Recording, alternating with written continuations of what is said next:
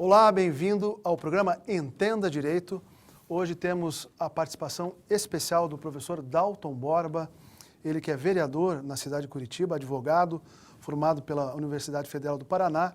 Em 2002 recebeu o título de mestre na área de Direito, também pela UFPR, é professor da Unicuritiba, onde atua por mais de 20 anos. Além da advocacia e da docência, o vereador também se dedica a atividade de caráter social, levando aos jovens de ensino médio noções básicas sobre a Constituição Federal, um projeto fantástico, exercício dos poderes da República, dos direitos fundamentais e principalmente acerca do compromisso da responsabilidade do cidadão frente ao seu Estado. Ainda promove junto à Unicuritiba outras atividades de grupos de pesquisa e extensão nas áreas de teoria da justiça, direitos humanos e fundamentais e na área de representação política. E hoje falaremos sobre representação política e consciência cidadã. Resumimos um pouco o seu currículo, que é muito extenso. Obrigado, professor, pela presença. Eu quero agradecer o convite de estar aqui. É um prazer estar nessa conversa sobre direito, eu costumo dizer que é a segunda paixão da minha vida. A primeira é a minha família e o direito vem no segundo lugar, na segunda colocação. Professor, antes de a gente entrar especificamente no tema sobre representação política, fale um pouco sobre o projeto com os jovens, então, do ensino médio. Esse projeto, Rodrigo, eu sou professor de Direito na cadeira de Direito Constitucional há 20 anos, em torno de 20 anos no Unicuritiba. E eu, desde sempre, eu venho batendo nessa tecla com os meus alunos de que o Direito Constitucional deveria ser uma disciplina que deveria integrar a vida do cidadão brasileiro. Todo cidadão brasileiro tinha que ter uma noção sobre a Constituição, como a gente vê nos países desenvolvidos, né? E não precisa ir longe. Aqui na Argentina, você conversa com qualquer cidadão e eles já citam a Constituição argentina para você. E numa das aulas que eu vinha ministrando, isso há coisa de mais ou menos 5 anos atrás, um grupo de alunos resolveu comprar essa ideia e dizer: professor, vamos levar isso para frente então, vamos montar um grupo aqui. E aí, esse grupo de alunos, todos voluntários, nós montamos uma equipe e começamos a percorrer algumas escolas públicas de Curitiba, de ensino médio, até porque são alunos que já têm uma faixa etária que tem a compreensão, né, da Constituição, que podem ter a compreensão. E nós começamos então a percorrer as escolas públicas e pegar um contingente muito grande de alunos. E o que nós levamos para eles? Nós levamos uma noção do que é a Constituição de um país, o que é a Constituição do Estado, quais são os direitos fundamentais que a Constituição elenca, a evolução desses direitos fundamentais na história do Estado e uma noção para os alunos de como o poder se exerce no âmbito do Estado. O poder executivo, o poder legislativo, o poder judiciário. Quais são as prerrogativas de cada um deles, quais são os limites de cada um deles, qual é a área, a esfera de atuação de cada um deles. Por quê? Porque na medida em que o aluno, nessa faixa etária do ensino médio, ele tem essa noção de o porquê de um poder legislativo, como o poder se estrutura, o que ele faz, qual é o papel dele, cidadão, perante o exercício desse poder legislativo, como se exerce, quais são as perspectivas do poder executivo, o que o judiciário, qual é o papel do poder judiciário dentro do Estado, né, principalmente na fiscalização da constitucionalidade dos atos normativos e da solução de conflitos, a gente começa a produzir efetivamente um cidadão. Então, esse projeto é um projeto que eu comecei com ele em 2015, aproximadamente, meados de 2015, e a gente não parou mais. Eu já percorri muitas escolas, já tivemos seguramente mais de 15 mil alunos. Bastante. Muitos alunos, mais de 15 mil que tiveram a nossa mensagem lá. E a equipe cresceu. Hoje eu tenho um contingente de aproximadamente 100 alunos voluntários. De terceiro grau. De universitários, que vão comigo nas escolas. Eu agora, dadas as minhas atividades, eu estou um pouco mais afastado da frente desse projeto, mas eu tenho uma equipe de coordenadores que percorrem as escolas com os alunos. Todos os alunos recebem um treinamento para falar sobre a Constituição, para falar sobre os temas que dizem respeito, inclusive, à realidade desses jovens. A gente trabalha, por exemplo, dentro do perfil da Constituição, a gente trabalha, por exemplo, com bullying, fake news, violência doméstica, droga. Então, todos esses temas...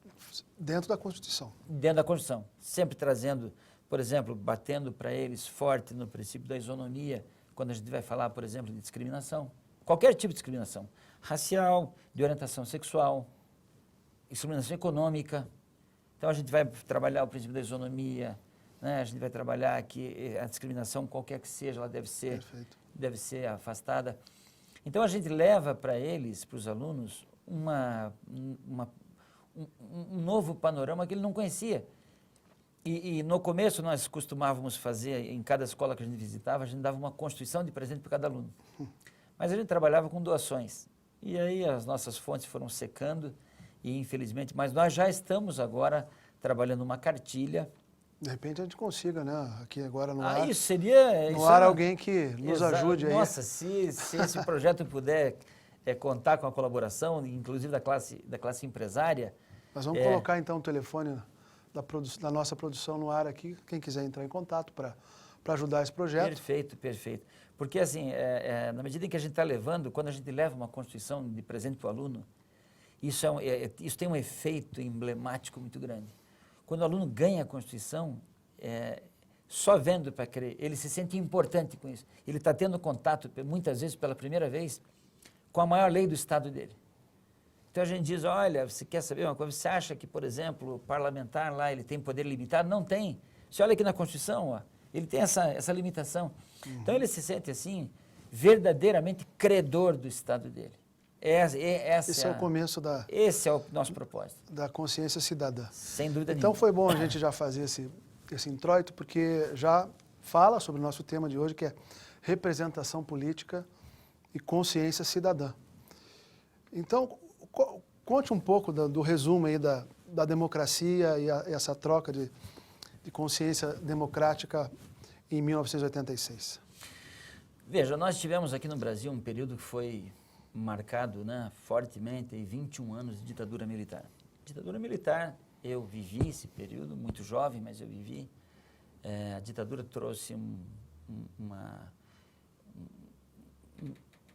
período de muita... De supressão de muitos direitos, e notadamente a liberdade de expressão. Né?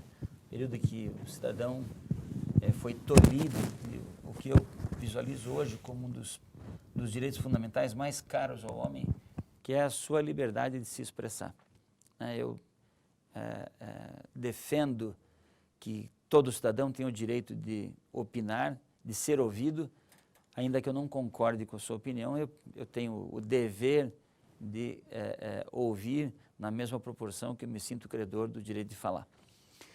E esse período, claro, retirou do cenário do Estado a participação popular, a manifestação popular, porque o próprio sistema não permitia.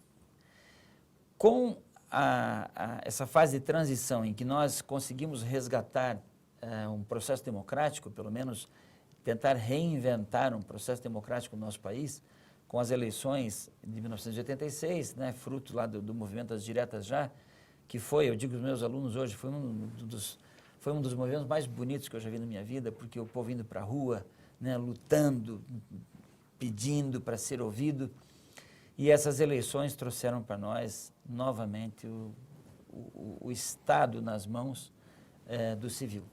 Claro que isso tem um preço, né? Quando nós conseguimos resgatar esse poder e escolher nosso representante, nós tivemos aí um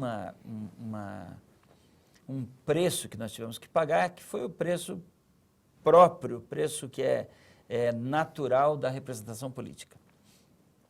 Ou seja, elegemos nossos parlamentares, nosso presidente da República, um judiciário mais bem equipado, mais livre, mais com amplitude de funções, de prerrogativas, um Ministério Público que veio lá com o artigo 129 da Constituição Federal, que foi um Ministério Público com poderes efetivos de defesa da sociedade. Então, claro, nós tivemos um ganho muito grande, a democracia, sem dúvida, é um ganho, mas com o seu preço, né? Não vamos esquecer que sempre tem um preço, e esse preço é submeter o povo agora a uma representação cujos mecanismos de fiscalização restaram bastante prejudicados. Como se nós tivéssemos tido o direito de escolher, sem nos ter sido devolvido o direito de fiscalizar. E aí, veja você que coisa interessante, Rodrigo, o próprio poder, o próprio establishment, né, ele vai dizer que, ele vai jogar uma ideologia para o povo que, de certa forma, mantém o povo com as mãos atadas. Eu me refiro a uma propaganda, por exemplo, na época da eleição, que a gente vê recorrentemente do Tribunal Eleitoral, que chama a atenção do cidadão para dizer assim, olha, presta atenção em quem você vota, porque se você escolher mal o teu candidato, você só vai poder renovar isso daqui 4 anos, ou daqui 8 anos, no caso do Senado da República. E a minha pergunta é, por que só daqui 8 anos? Por que é que eu tenho legitimidade, tenho a prerrogativa de escolher meu candidato e não tenho o mesmo poder para fiscalizá-lo e, quem sabe, até afastá-lo? Nós tivemos agora, recentemente, no Congresso Nacional, um pedido de abertura de processo contra o então presidente Michel Temer, e aí, como esse é um assunto previsto na própria Constituição, a Câmara de Deputados teve que ser ouvida para saber se autorizava o processo penal contra ele ou não. E veja você que quem se manifestou, se era contra ou a favor, foram os nossos representantes. Por que é que isso não pode ter uma consulta popular prévia? Por que o povo não foi consultado para dizer, quero ouvir você, cidadão, você acha que o presidente deve ser processado ou não? Ninguém estava pedindo para condenar o Michel Temer. O que estava sendo pleiteado é que ele fosse processado. Uhum. E aí, com todas as prerrogativas que estabelece hoje a Constituição para o devido processo legal. A ampla defesa, o contraditório, o duplo grau de jurisdição, a garantia de um juízo imparcial. Qual seria a grande perda para a estabilidade da nossa democracia que o presidente fosse processado no exercício do poder? Porque isso não foi objeto de consulta popular. É um tema, eu digo, falando em democracia, então, temas de altíssima relevância, como, por exemplo, previdência social, não seria um bom ponto de fazer um plebiscito? Sem dúvida nenhuma. Previdência, nós estamos mexendo no bolso do cidadão. E detalhe, no bolso do cidadão que trabalhou a vida inteira, esperando pela sua aposentadoria, né, ou se preparando para a sua aposentadoria. E aí o que faz? O governo vem, traz uma equipe supostamente técnica, mas com uma coloração ideológica inegável. Quer dizer, nós estamos tentando copiar sistema de países desenvolvidos de ideologia liberal para um país que muito mal conseguiu viver um estado social e que não tem o direito de se manifestar da natureza dessa reforma. O que a gente percebe hoje no Brasil é uma insegurança muito grande, ninguém sabe o que vai acontecer. O cidadão não sabe se ele vai ter que trabalhar mais ou menos, se ele vai ter que teto que ele vai ter, se é melhor do que ele tem hoje, como ele vai viver. A gente não pode esquecer que o Brasil é um país que não conseguiu se livrar do fantasma da inflação. A gente tem uma inflação controlada hoje, mas o fantasma da inflação... Comparado com outros países, está bem sem alto. dúvida nenhuma, a gente não tem uma estabilidade econômica que a gente tenha que deixar, que a gente possa deixar de se preocupar com a inflação. Como é que vai ser daqui 10 anos, o cidadão que vai se aposentar daqui 10 anos? Com que condições ele se aposenta? Qual vai ser o cenário inflacionário do país? E será que daqui 10 anos a gente vai ter uma aposentadoria que, por exemplo, mal vai dar para pagar os remédios do sujeito? Porque a gente sabe que na nossa velhice, não raro, a gente vai sobreviver à base de remédio do uso contínuo. Remédio de pressão, de diabetes, remédio para o coração. Sim. Como é que faz? Será que a minha aposentadoria vai garantir isso? Então, não tenho dúvida de que a participação popular, ainda que fosse para ter um termômetro da situação, ela tinha que ser efetiva. Eu sempre digo assim, Rodrigo, eu na qualidade de administrador da minha família, dos meus filhos, evidentemente que eu tenho que tomar decisão por eles, porque eles, por conta talvez da inexperiência, da falta de visão, né, da noção de profundidade, de extensão de um problema, não saibam avaliar. Então, eu me sinto legitimado a tomar decisões por eles. Claro que eu posso errar, mas eu estou imbuído, de qualquer forma, do sentimento de acertar, de buscar o melhor, né? Não somos perfeitos, podemos errar, mas devemos estar imbuídos de um acerto independente de qualquer coisa. Eu não posso ter a sobreposição de valores que são absolutamente desvinculados do bem-estar da família. Mas quando, desculpa, não sei se vai dirigir para esse o assunto, mas com os filhos é fácil a gente perceber que a gente quer o melhor. Mas quando a gente está sendo representado pelo político.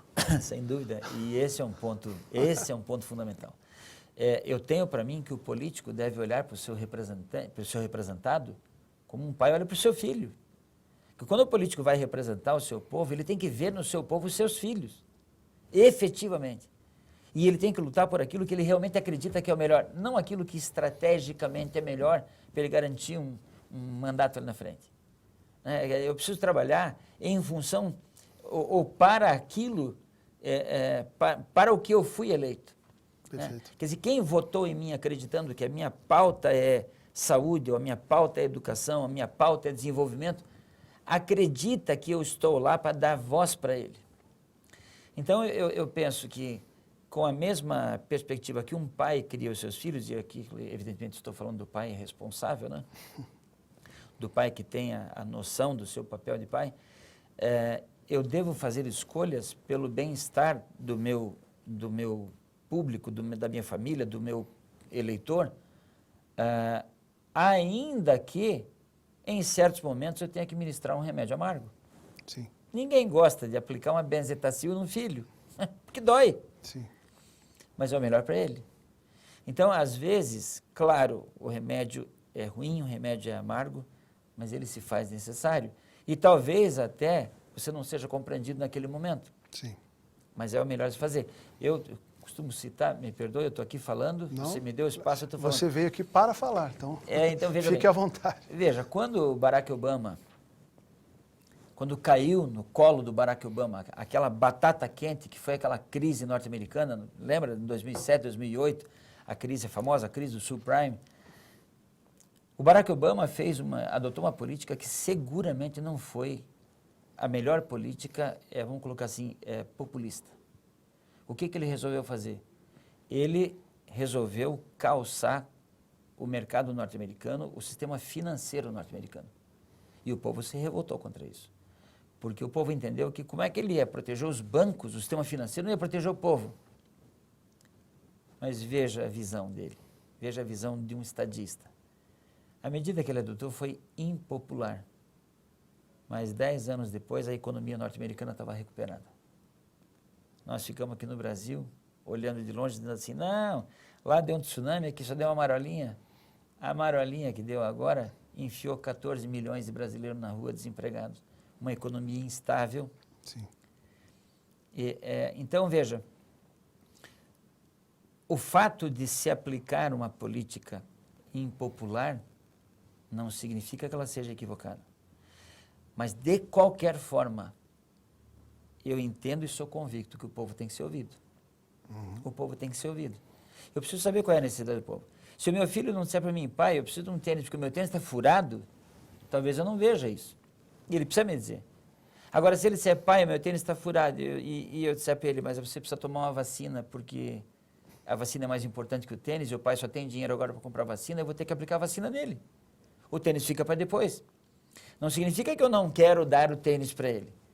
Significa que eu tenho algo mais importante que precede a solução do tênis, da falta do tênis. Perfeito, professor. Falando dos mecanismos que o povo dispõe hoje para tentar ajudar no controle desvios eventuais aí que possam existir na condução da política. Existem mecanismos, existem regras, se existem, quais são? Olha, nós temos, hoje existem muitos mecanismos, né? Em primeiro lugar, com relação à participação popular, está aí a internet, né? Hoje você tem comunicação absolutamente franqueada a qualquer indivíduo. Hoje a gente vê que qualquer cidadão tem o seu celular no bolso, né? O celular não é mais um instrumento de luxo, ele é praticamente uma peça inseparável de qualquer cidadão. E o celular, ele coloca a gente em comunicação com qualquer instância, com qualquer local, e por mecanismos que, inclusive, são de acesso a qualquer um. A gente tem hoje aí o WhatsApp, tem gratuitamente que a gente se comunica. Mas eu ainda entendo que o Brasil pode desenvolver, e é muito, eu entendo que é muito urgente que se desenvolvam mecanismos de controle, de fiscalização e controle popular. Mecanismos positivados, na regra, criar regras para isso. Sem dúvida nenhuma, e de preferência esculpidos na ordem constitucional, que é para a gente não ter aquele dilema de questionar a validade da norma, né? Eu digo para você, Rodrigo, que tenho para mim que o que falta é a vontade política para a gente estabelecer mecanismos de fiscalização efetiva. Eu já discuti isso várias vezes em sala, em conversas informais, em sala de aula, mas eu digo assim, o nosso sistema admite um tribunal do júri, que é um tribunal popular, para julgar crimes dolosos contra a vida. Veja, nós estamos trabalhando aqui com a liberdade de uma pessoa acusada da prática de um crime doloso contra a vida. Muitas vezes, o resultado de um tribunal do júri é uma condenação de 20 anos. Portanto, é uma decisão gravíssima que nós enfrentamos por um júri popular. Você vê. E ninguém questiona na doutrina que esse júri popular é desqualificado tecnicamente para condenar um sujeito. Mas basta você falar de constituir um júri popular, não um júri popular, mas vamos colocar, um tribunal popular, para decidir sobre atos políticos, que aí já vem a resistência para dizer assim, não, mas o povo não tem qualificação técnica para isso, o povo não tem instrução para isso, o povo não tem discernimento para decidir isso. Quer dizer que então que nós temos discernimento para decidir um júri popular, isso tem, para colocar um sujeito que teoricamente praticou um crime, 20 anos preso em regime fechado. Agora, nós não temos qualificação técnica para decidir, por exemplo, de um determinado político que desviou verba escancaradamente, com uma instrução probatória ampla, quer dizer, com provas sobrando, e aqui eu faço uma ressalva, que quando eu digo do político que praticou um ilícito, que se desviou, que eventualmente se apropriou de dinheiro público, vamos dizer o que é verdade, isso é uma prerrogativa de qualquer político, qualquer instância política no país. Nós temos na história política do Brasil escândalos de improbidade que atingiram uma infinidade de partidos e de políticos. Então, não é um mecanismo que eu defenda por conta de uma ideologia política, longe disso. Eu defendo veementemente mecanismos de fiscalização e que tenham, se não o controle popular, mas uma participação popular efetiva. Uma participação popular efetiva. Por quê? Porque a primeira coisa que eu ensino na faculdade aos meus alunos de Direito Constitucional é que, e isso está escrito lá no parágrafo único do artigo 1º da Constituição, todo o poder emana do povo. Isso não pode ser, como diz o professor Paulo Bonavides lá no Ceará, isso não pode ser uma carta de boas intenções, isso é norma jurídica. Todo o poder emana do povo. Se todo o poder emana do povo, qual é a resistência que nós podemos achar em estabelecer mecanismos de fiscalização? Por que o povo não pode deliberar sobre a cassação do mandato de um político? Se foi o próprio povo que lhe concedeu o mandato. É um raciocínio muito bem colocado. Essa é uma das questões que eu coloco na nossa democracia. Uma outra questão, que eu dizia para você há pouco, é a questão do republicanismo, muito importante também. O simples processo democrático, Rodrigo, de conceder ao povo a prerrogativa de escolher o seu político, não é suficiente. Não basta que eu escolha o meu político. Eu tenho que escolher o meu político e o meu político tem que falar por mim, ainda que a sua perspectiva de governo, de gestão, de certa forma, não esteja na esteira daquilo que a minha vontade egoística me move. É como eu disse, como eu digo em sala, repetidamente aos meus alunos, quando meus filhos ainda eram pequenos, a comida que eu e minha esposa colocávamos à mesa para eles, não era a comida que eles mais gostavam. Qual é a criança que gosta de comer verdura? Não é fato isso? Criança gosta de comer batata frita. Muito bem, mas eu não posso, sob pena de estar promovendo um mal a ele, eu não posso, enquanto político, sob pena de promover um mal ao meu povo, muitas vezes conceder a sua vontade. Eu não posso, por exemplo, submeter a decisão popular se nós vamos continuar pagando impostos ou não. Porque o imposto é necessário. Como é que o Estado realiza obras públicas, serviços públicos sem arrecadação de impostos? Agora, sem dúvida nenhuma, o povo precisa ter uma como é que eu vou dizer, uma contraprestação dessa carga tributária que ele paga. Eu ainda ontem comentava isso em sala de aula, veja que interessante, nós temos uma carga tributária muito próxima, muito parecida com a carga tributária da Alemanha. Mas o povo alemão não reclama de pagar imposto. E por que eles não reclamam? A resposta é muito simples. Vá até a Alemanha, ande pelas ruas da Alemanha, conheça a estrutura que o Estado alemão promove para o cidadão alemão e a tua pergunta está respondida. Agora, aqui no Brasil, o que a gente vê? A gente vê uma arrecadação recorde, desumana, desproporcional, num país que tem asfalto urbano e nas rodovias em estado de absoluta precariedade, a saúde pública lutando apesar dos pesares, escola pública, pelo menos é o que a gente vê no município de Curitiba, a escola pública de ensino básico à beira de uma privatização, né, com a perda do controle, da fiscalização, da excelência do serviço. A gente vê um transporte público que dispensa comentários. Então, o que o cidadão brasileiro hoje, se nós submetermos a análise do cidadão e a consulta ao cidadão brasileiro, se ele quer pagar imposto ou não, a resposta é claríssima, ele não quer. Muito bem, posso deixar de recolher impostos? Não posso. Não posso consultar o povo brasileiro se o povo brasileiro gostaria de ter aqui no Brasil pena de morte, porque a resposta é quase que óbvia. Nós ainda temos aquela mentalidade que a pena de morte resolve tudo. Professor, eu como engenheiro não posso deixar de perguntar para o senhor sobre a tecnologia e a representação do povo. Eu acho que existe hoje tecnologia sobrando para o povo, no mínimo, para dar um termômetro para os políticos o que o povo quer, né? Como o professor vê essa questão? Olha,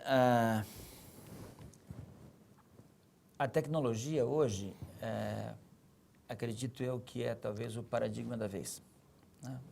Então, a gente olha até aí na Bolsa de Valores, as empresas que estão mais se desenvolvendo são da área de tecnologia.